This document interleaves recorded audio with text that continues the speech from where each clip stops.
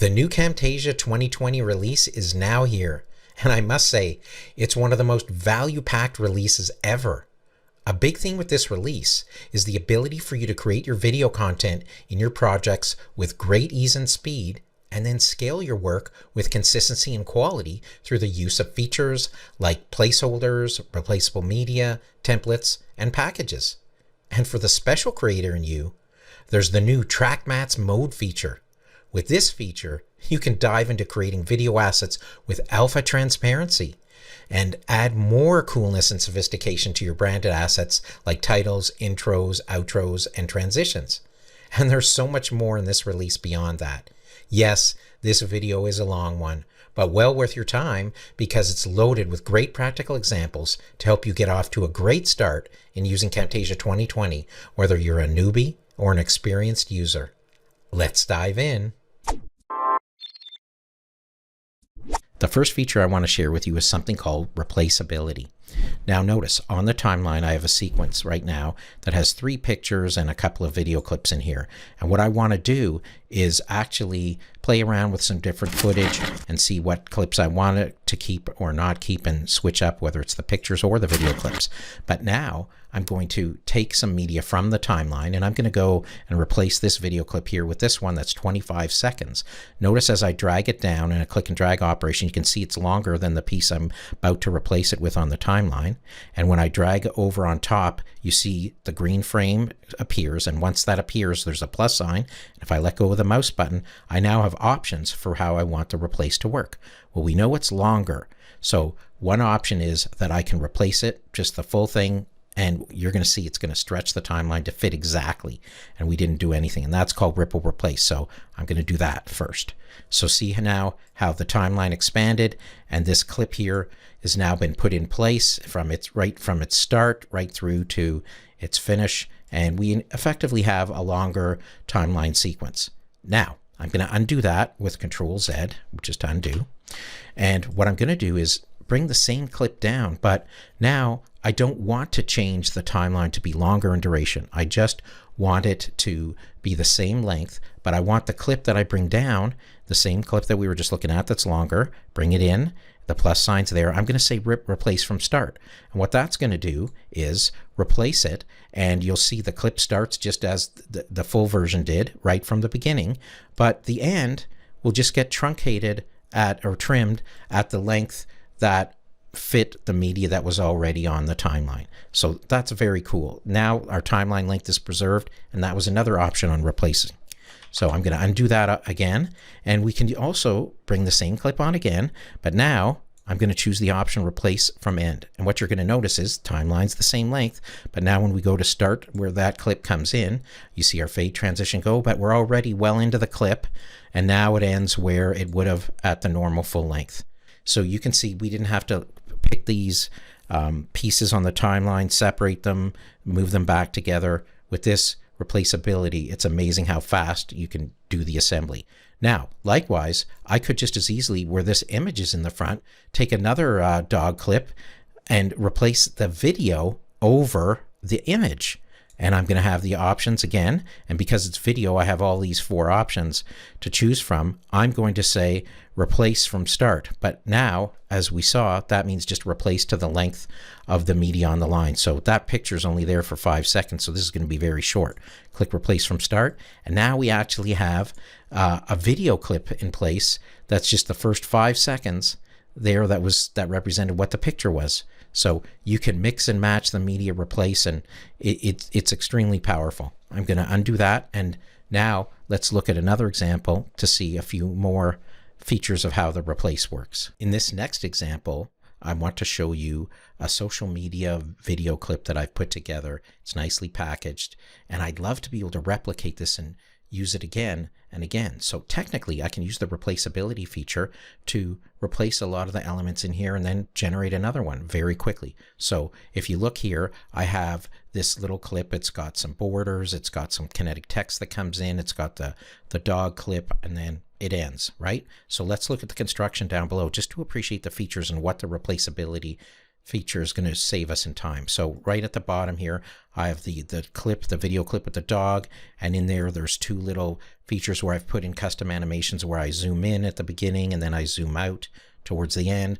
Plus there's a music clip in here underlying where I've done some fading in and fading out. I have border set, and then I have text that has you know, a scaling on it so that you can see how it comes in there at the bottom. Okay, so this is all built.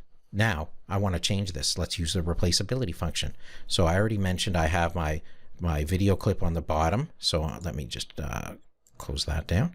I'm going to take a different clip in here. So we know we already have this long clip, but as I bring it down and put my cursor over with the drag, I have the options to replace. So in this case, I'm going to use replace with clip speed, the one thing we didn't do last time. When I choose replace with clip speed, it's going to replace that media that's there on the bottom with the new video clip that's technically longer, but it's going to shorten the clip up, get the full thing in, and adjust for the tightening up by making it run faster. So we're adjusting with clip speed. So I click on that. Notice the duration didn't change at all. And now watch that how this clip is sped up.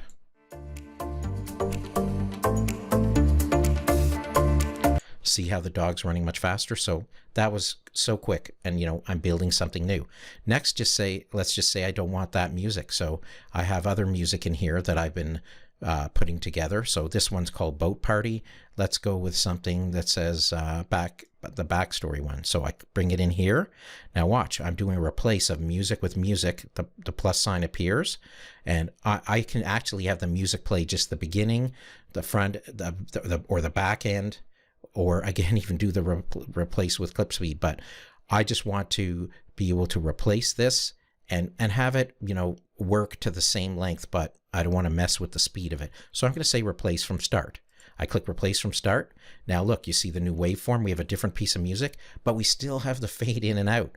So that's now replaced. And then I'm going to do one other replace before we give it a spin. I'm going to change to a different border set. I'm going to take these darker colored ones and go over the timeline asset there. Notice that nothing popped up because it was an image. This is a PNG image, the border set. And when an image is replacing another image, there's no decisions to make like that, because it just will automatically get the duration that the existing piece of media on the timeline is. I could have put that image on top of a video clip. The same thing would have happened. Now watch, I'm going to run this for just a few seconds. So it has a totally different feel, different frame set, and different music. And see how quickly that's done. All you have to do is render it and post it. So I wanted you to see now that we're showing some building block principles, and now we're going to go on to take a look at placeholders and see how we can take this to the next level. The next feature is the placeholder media type. What you can do is add that media type to your project just by clicking on the right mouse button on the timeline, clicking add placeholder, or pressing the letter P in this case because I'm using Windows. And you can see it's now on the timeline, and it has some properties, a title and a note. We're going to look at that in a second, but I could also have added it by using the add placeholder menu item here under the edit menu. And there's also a feature called convert to placeholder, which we're going to look at closely. So now when I come back here to the timeline, this placeholder is a building block, an element that's going to be part of a template. And we use these placeholders to give people information so they know what kind of media they can drag into the placeholder and what to do. The cool part is placeholders can be created from something you've already created, and that makes it much faster. So for example, which we're going to do now, I'm just going to get rid of this placeholder sample here. We already have something we just created, right? So now we want to look at this, and we want to look at it with the potential to make a template out of this. And the way we want to do that is to convert the elements in here to placeholders. So I'm going to go to the bottom one here, which is the doggy video clip. And I'm going to click right mouse button and use that feature I said we were going to talk about called convert to placeholder. Watch what happens. When I click on convert to placeholder, now it says placeholder. So it's a placeholder media type. I'm just going to slip this out for a moment for us to look at it a little more closely. So now you can see that, notice how like with replaceable media that we've already demonstrated, it inherited the properties that were in the media that was here in this example that we were building. So we now have a placeholder that has those features in it. It even has the animations that we put in and the transitions, okay?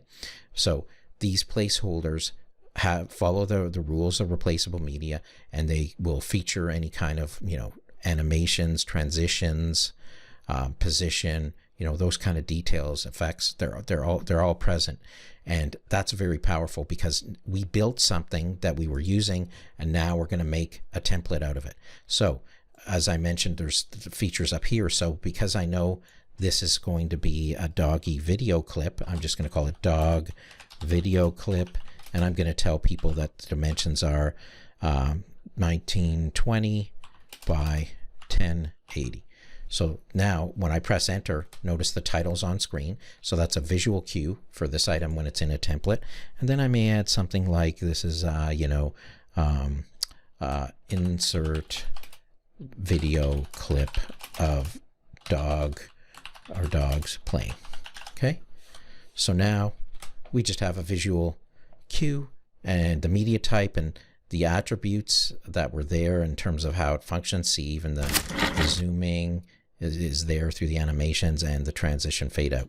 So there I just converted one element in this project that was going to be something for social media into something for a template.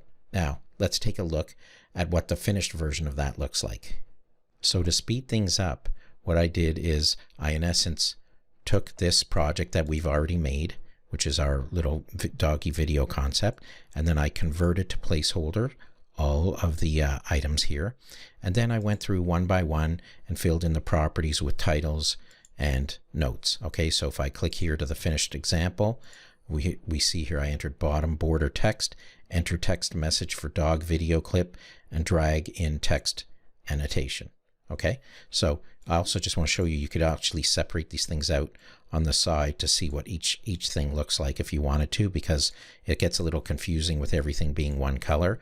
Hopefully in a future release there's going to be a way to more easily discern the layered elements that are here. And here's the dog video clip, so that would fit in there.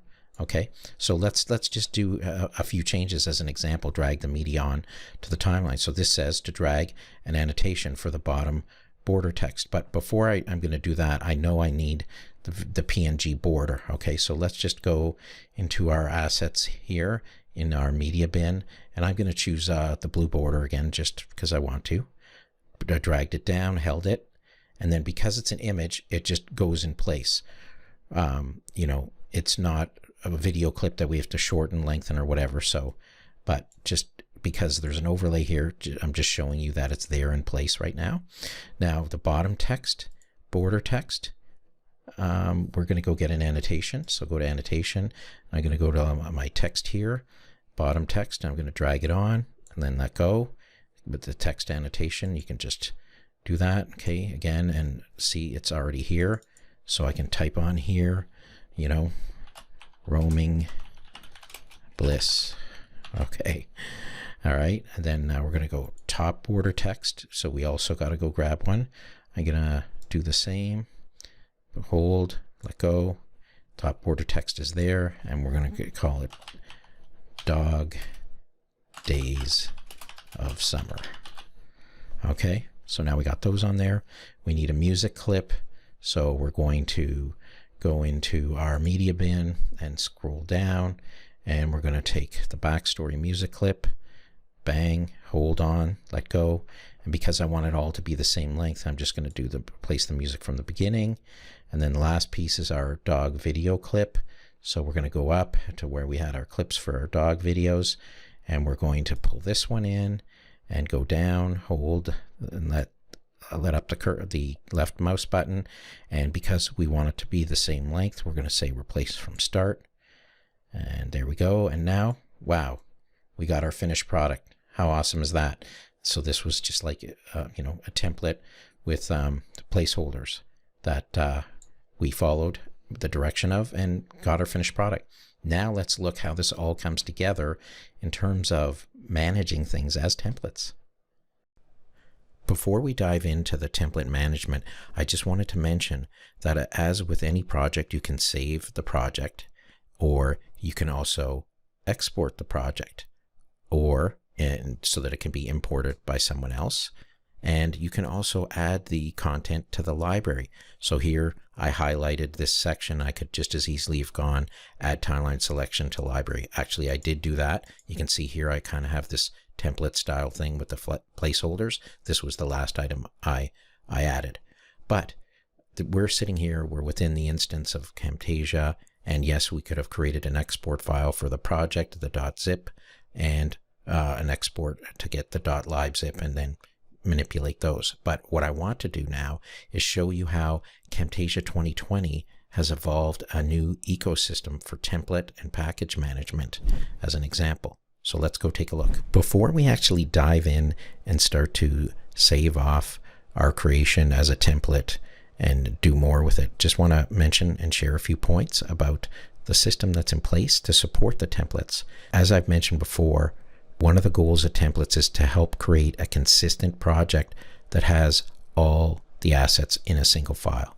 So this is going to be achieved now when you export out your templates and create a .cam template file. And if you then also include those in a package, there's something called a cam package file related to packages, you're going to see that you now have a lot more portability and the ability to share, put on another computer, or share with your teams, or distribute throughout the organization. And we're going to see how that's facilitated.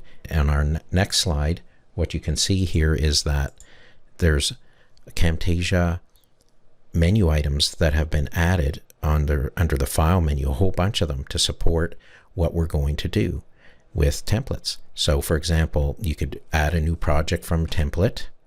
You can save the project, which is the first step we're going to do, save it as a template. You can also export and import the templates. As you can see, this is all built out here. In addition, there's something called Manage Templates, which will bring up what's called the Template Manager. And we're going to take a look at that in a few moments, but there's a picture in a nutshell, which allows you to do things like download assets from the TechSmith library, which is very cool. You can import templates in right through the plus sign. You can select a template on the screen and then spawn it by just clicking on New from Template. It's very powerful and very user-friendly. So the first step in saving a project file as a template is to get rid of the stuff you don't want in the project file to make it nice and lean. So we're just cutting out the piece that we built. What we're left with is the placeholders and then the nice front image. And then as part of that process, you want to look and see what media is going to be deleted that you don't want as well, if you use the delete media unused, and that's what we're going to do. And then you would click on delete unused media. For our demo, I'm not going to do that step. Now I'd be ready to save my project file as template. And now let's do that. I'm going to put in a name here for our template, video dog video meme version 3. Click on that, and now it's saved. Of course, I would have also saved this project file if I wanted to again for the future, okay? Now, I've saved that, and now if I wanted to, I could now select to create a new project from template. Now you see that, look, our video meme is here, and look at this, we have a 1 beside it, and that's because there's a built-in safety that you can't accidentally clobber something you've created, and it gives a 1 so that I now know that this is a copy because I already have it in a previous iteration right here. So now I can choose this template to start a new template, and on the bottom right here you see is a button called New from Template. So now watch how this works. I click New from Template. Okay, see, I'm already asked to see if I wanted to save my project file. So I'll say yes, so that I save those details. Okay. And then the project file saved. And now, look here.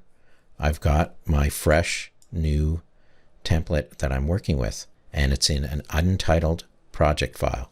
So now, let's just say I did some kind of an update, and I wanted to save this off. I'm going to say top border and just call it title up here just for the sake of doing a little change.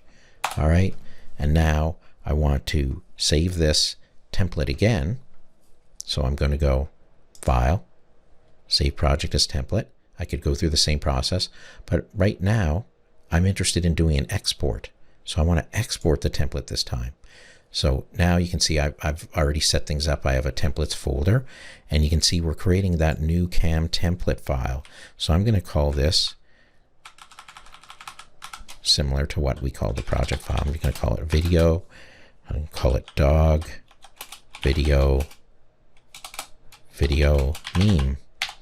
And then we'll just leave it at that as the original, and then click, press enter, and now we have a template that we can actually import. So I'm going to go File, Import, Template. Look at that, cam dog video meme template. I'm opening it, and it tells me now that the template has been added to the Camtasia templates, and I'm going to spawn one from it. So do I want to save the project file? No, because we're just going through things a little more quickly to show you what's going on. And now again, here it is.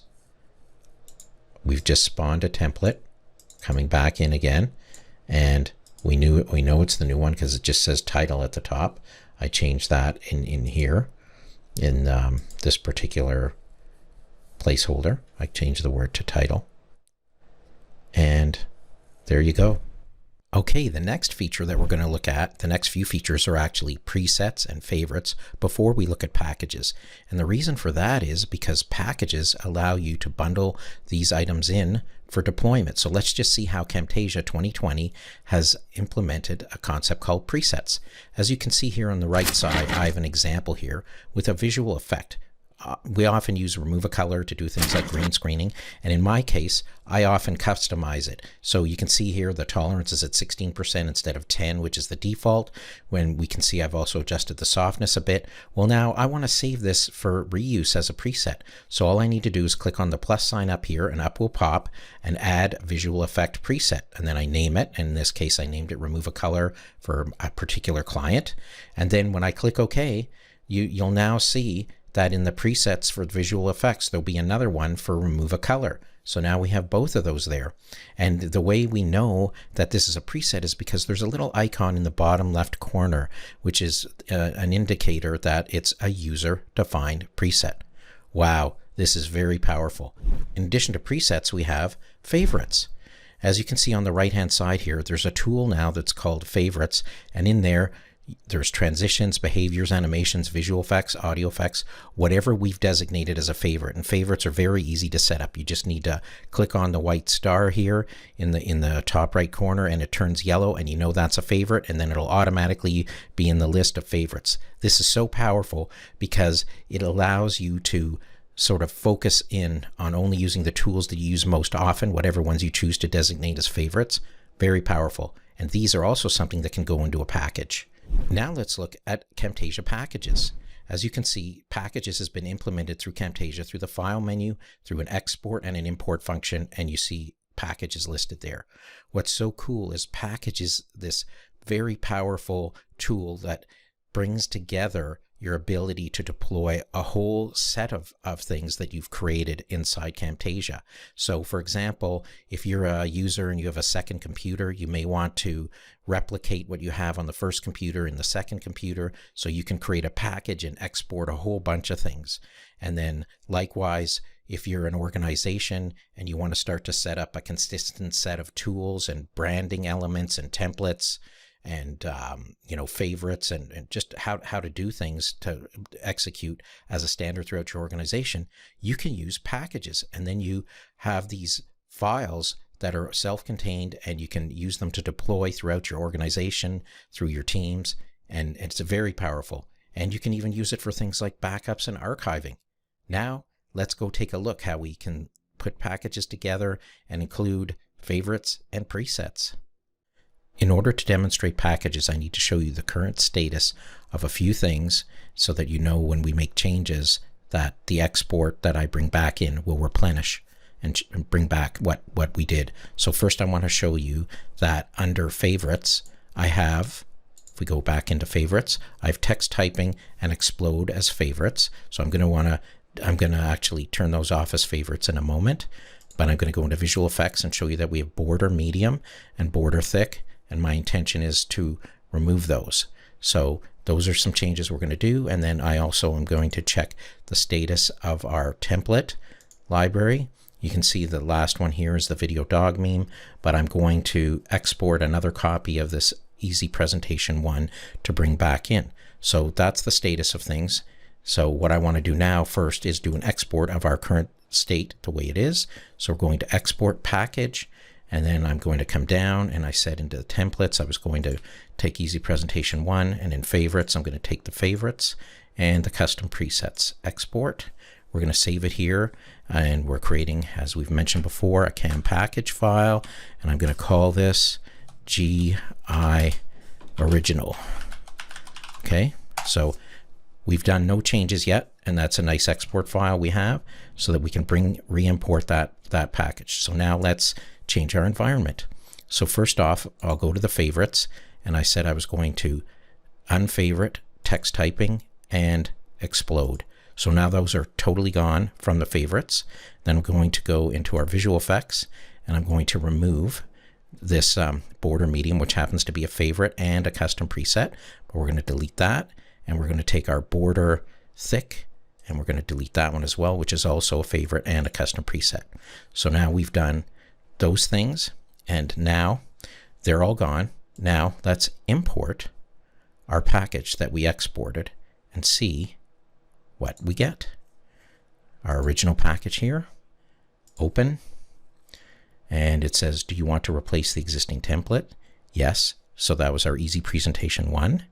And it says, do you want to replace your current favorites with imported favorites? Yep. So we're replacing everything there. Likewise on the tool presets.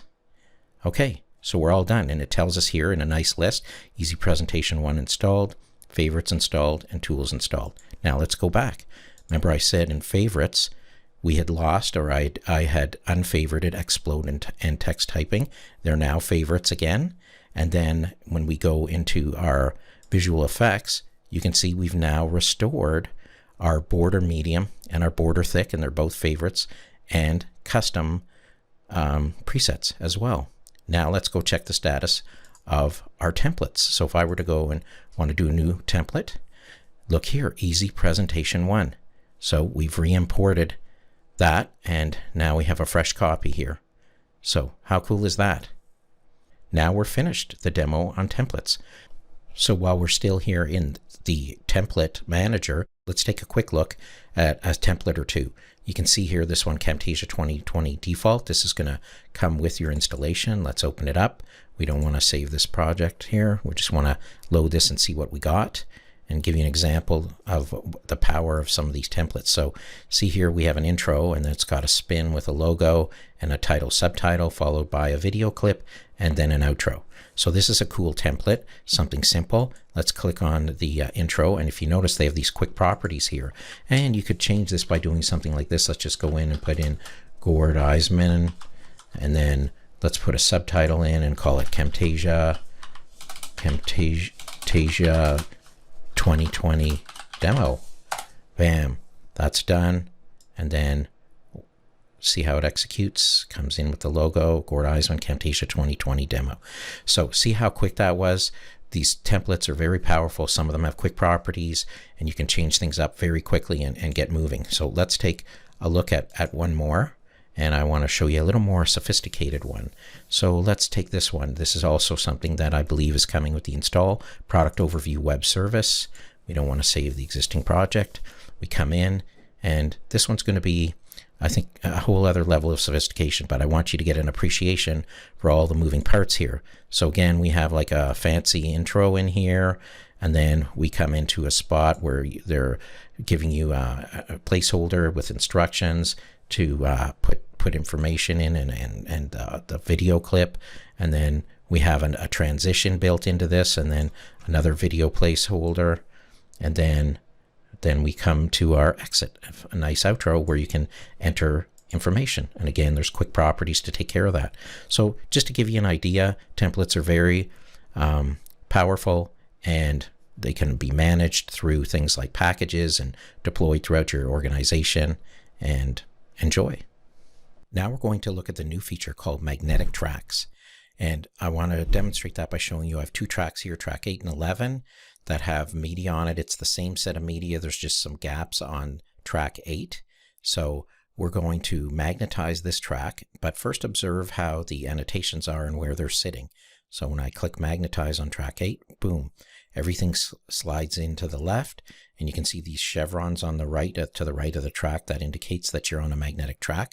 But look, the annotations didn't move. So you really only want to play with the magnetics on the track where you're doing like raw assembly and pulling things together and not dependent on layers above or transitions on top that you may have created or other layers to the video. So that's how you set up the magnetic track. And then I'm going to get rid of these annotations. And then in addition now, because of the nature of the magnetic track, there's never going to be a gap between the media. So I'm going to pull one out and see what happens. That just popped out and everything slid over. Likewise, I can take this photo out, bang, everything kind of moved over automatically. Now, there's something called the ripple insert, and here we're on the magnetic track. So I'm going to move this photo back in place. But watch, I'm going to pull it in between the two media and drag down. Did you see that line that comes up? Bang, it automatically now drops that media back in place. And then I'm going to do the same here. And we're going to get it in. Oops. Let me get that back and try that once more. There we go. So that's called ripple insert. Now there's also something called ripple trim. And the way you manage that is by hitting the shift key when you get the double arrow towards the end. And now I'm going to drag to the left to shorten the length of the photo in the timeline. So watch as I go, things can tighten up, which is nice. I'm going to undo that. And if I'm in a video here, I'm going to do this. I'm going to click the video, get the double head arrow, drag to the left, and you see that contracts. And then I'm going to go to the right to expand it back. And then here's a photo, same thing, click, drag. Now I'm dragging to the left. And so what that's doing is actually trimming, shrinking the length and duration of the photo on the line. Okay, so that's a demo of magnetic tracks and a few of these other features like ripple insert, ripple trim, and ripple move. The next feature I'm going to demonstrate is the ability to detach the timeline. This is a godsend. For people like me that now got a second monitor and I have two monitors, I'd love to be able to detach the timeline. So I click here, right mouse button, detach timeline, and now all of a sudden you can see it's like a window. I can expand it and keep it here, or I can move it to my second monitor, which I can do, but you can't see it over there.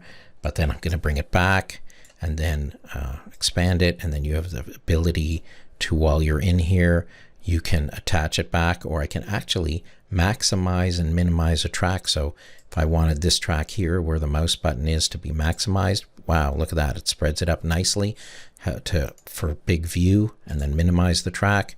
And while we're here, I just want to show you why I'm on the magnetic track. I forgot to mention that you have the ability to disable that magnetic track, and then you see the chevrons are gone, and then you can re-enable it. So just another way to magnetize and demagnetize your track. So let's attach the timeline back now. So I'm going to click on the right mouse button, attach timeline, and then bang, everything's back in order. The next set of features we're going to look at relate to changes around the media bin. So first off, if you're in the media bin area and you double click, you're automatically in the import scenario. So import media. So now we're going to just grab an item, toss it in. How easy is that? Very quick and intuitive.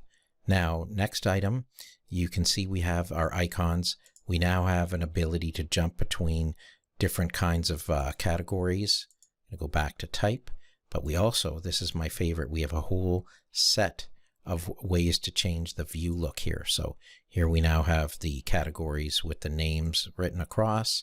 Then we have small icons.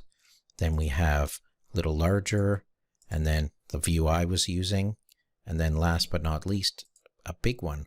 So imagine now you can like see your media in blooming detail so that you're not going to have trouble finding things. So I think this is a really big time saver for helping people to do their editing. Now, there's a few more features inside the media bin. How about this? We're on this particular photograph, and I want to now possibly replace something on the timeline. So down here I've selected another photo. So this uses the replaceability features we're familiar with that we learned about earlier. So click replace, bam, that automatically just replaced that on the timeline. I'm going to undo that. Likewise, I could do the same thing with a photograph. I'll select that media, and then here in the media bin we say replace selected media and timeline, and this is, you know, the same kind of options we saw earlier. So that's very powerful. We can extend this even further and now pretend we're on this picture. We want to do something else. We want to select it on the timeline so we can quickly find where we're using this image. Bang. Now you can see the areas that are using it have been highlighted. So that's quite powerful. Likewise, you can work in reverse the same way. So if I selected the media down here on the timeline and I say select media in bin, bang, there it is. So you can see there are so many, you know, neat little conveniences added that all add up to make your experience that much more productive. The next feature is the Camtasia recorder. Wow, they've done some really cool improvements here to just make it easier to use and get a little better quality result. So I want you to see that the recorder has been simplified. Up here on the right side, you see that each of the inputs now, whether it's the screen, the camera, the microphone, or the system audio, you can toggle any combination of these on or off. So for example, if you don't want the screen recording, you could click on here and it won't record. You know, as compared to the 2019 recorder, you were just, you know, focused on choosing full screen and a resolution and turning the camera on or the microphone. Well, now you've got a little more control in 2020. What else is really cool is that the screen recordings and frame rates are higher. You now can go higher inside Camtasia 2020, and that's controlled inside here when you click on the screen feature. And also, the webcam capture has also been improved with higher resolutions and frame rates. For someone like me, I'm now using the Logitech Brio 4K. That's helped a lot because now I can take advantage of the capabilities of its 60 frames per second if I want. And as well, in my screen recording, I have a bigger screen, and as you can see on here, I've been using my screen at 2560 by 1440. So it's great to see these enhancements. The next feature in Camtasia 2020 I want to look at is an enhancement to the managed themes. In the theme manager here, you're going to notice now that there's when you click on the wheel, that there's an export and import theme. Now you can actually save off your themes. So for me, I like to save themes for client work, and then I can now share them out. And, you know, in organizations, you can now deploy those throughout by using this facility for import and export. So what I'm going to do is I'm going to export my GI branding. I have a little themes folder here. Notice that it now has a cam theme file extension. Click save. So that's now saved. And then I'm going to delete this. Here we go, delete GI branding. So now it's gone from the list. You're just going to see it's not here. And then we're going to re-import it. Import theme, GI branding, cam theme, open. Now it says it's been added. We can view the theme. There we are. Now let's take a look at the feature called reverse transitions. So on the timeline here, I have two clips and they're doggies running. It's the same pair of clips, and I'm just going to show you a few different examples. So if we take here something like the spiral transition, I'm going to put it on two versions of the same clips.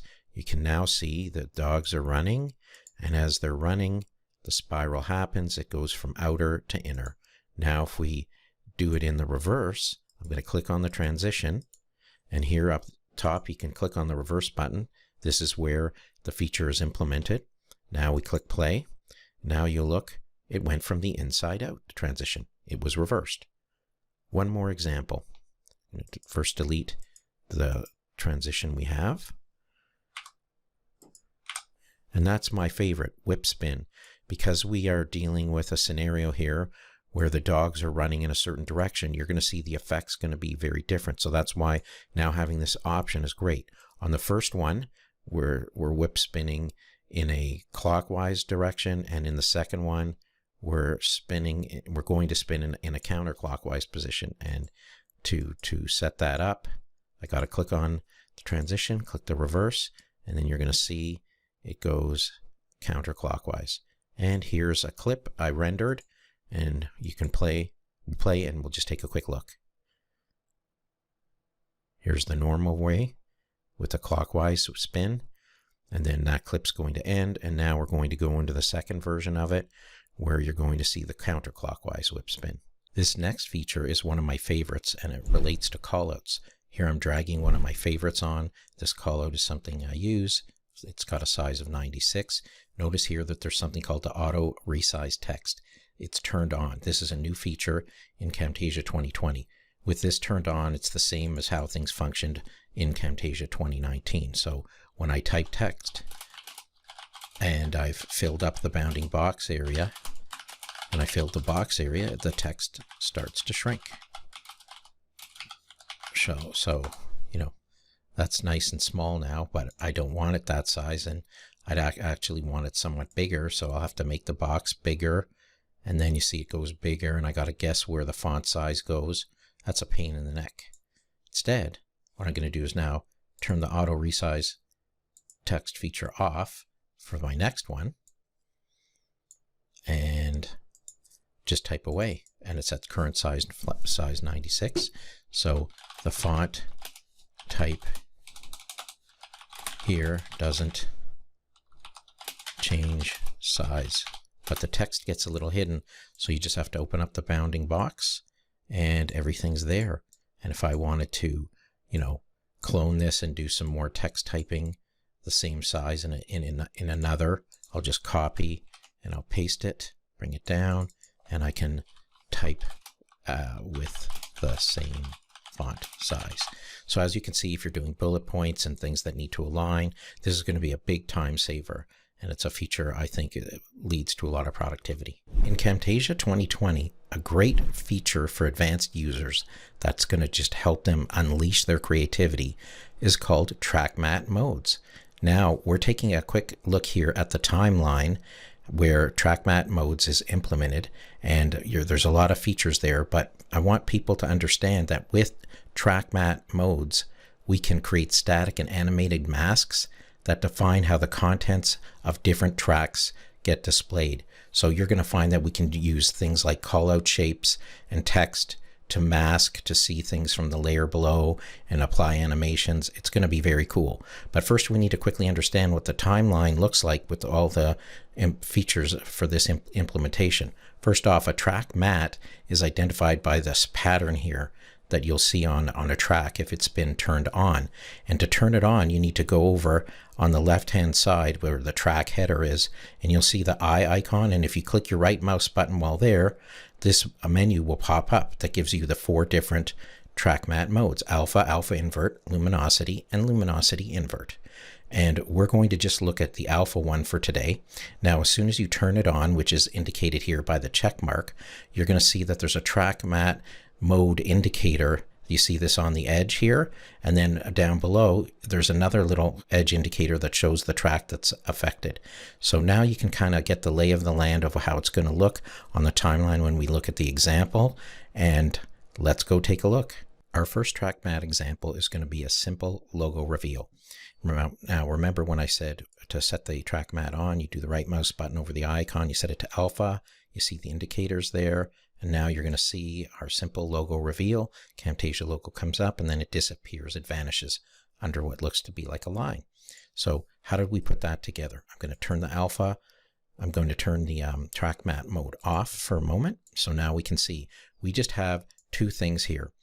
On top, which is going to be the layer through which we're going to see through for transparency, all it is just the Camtasia logo appearing, and then it just goes off. There's no animations or nothing there.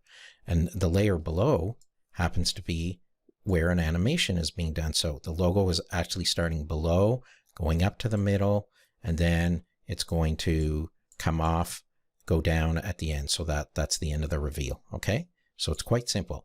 Now when you stack on top a copy or a replication in essence of the logo, and now you run across, you can see that it looks like the logo just comes up under and below. Now think of the layer on top as the window to look below.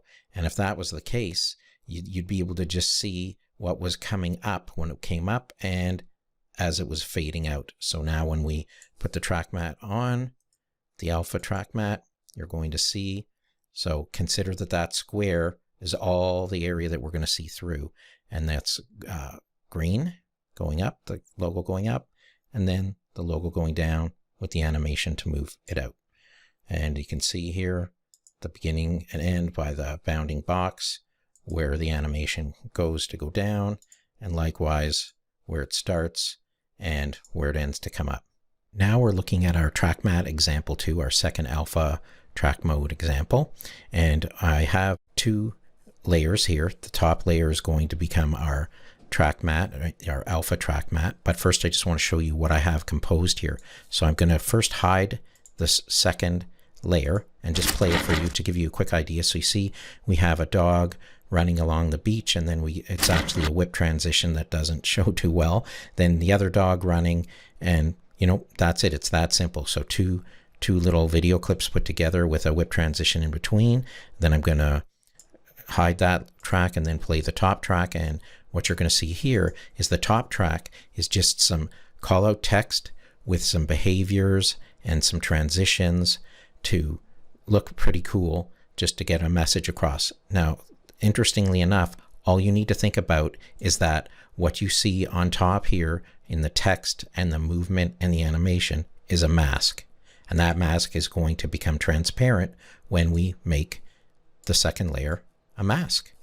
And just first, before I show you, is there was a fly in. You saw how the text came in nice, and then we have a transition to fade out. And then in the second one, we also have pulsating is in both of them in the middle. And then in the end here, it's just going to fly out. Okay. So we don't need to go into details of how the full animation was put together, but now I'm going to make both layers revealed and make the second one our alpha mat and play.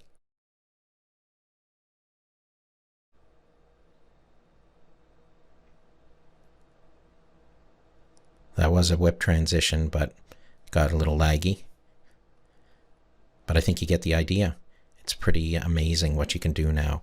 Before, I would have to create video clips outside, bring them in, play with green screen. Now it can be achieved so quickly. And this is just scratching the surface. There's so much more to dive into in track mats, and I intend to do a lot of tutorials on that in the future. And here are some additional features. The first set here applies to both Windows and Macintosh. We now have ProRes media, which is huge because for a long time we've been wanting to be able to do alpha channel stuff inside, and the previous codec that sort of worked wasn't special, but the alpha ProRes capabilities, which is based on the Apple codec, now gives you alpha transparency, so we can bring media in that has alpha transparency. That's really sharp. That's a big feature. Next, the scope of fonts has been expanded inside Camtasia.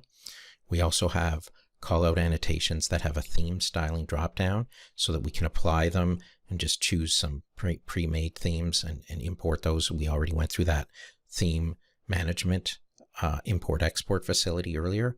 Now we also have a GIF loop count feature, so that's added so that we don't have to have our GIFs play infinitely. We can actually restrict how many loops they play for. And now a few features specific to the Macintosh platform. The Remember Last Easing Used feature is very cool because now when we add our keyframes to the timeline and we adjust our easing, that easing that we set will be remembered for the next time that we use the easing to tune it. And that's just another time saver, and because it always defaults to auto normally.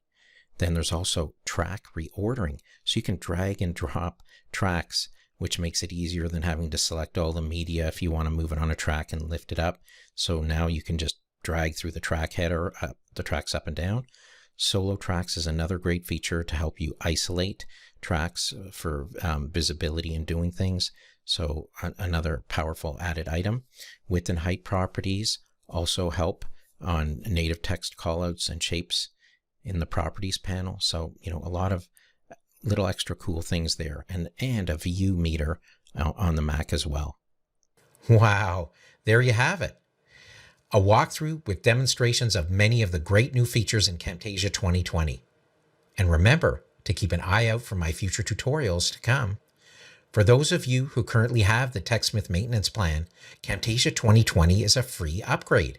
For the rest of you, maybe it's time to dive into an upgrade and enjoy all the new features and productivity gains to be had. And if you're new to Camtasia, there's no time like the present to enjoy the awesome power of this video recording and video editing software. Thanks, and I'll see you in another video soon.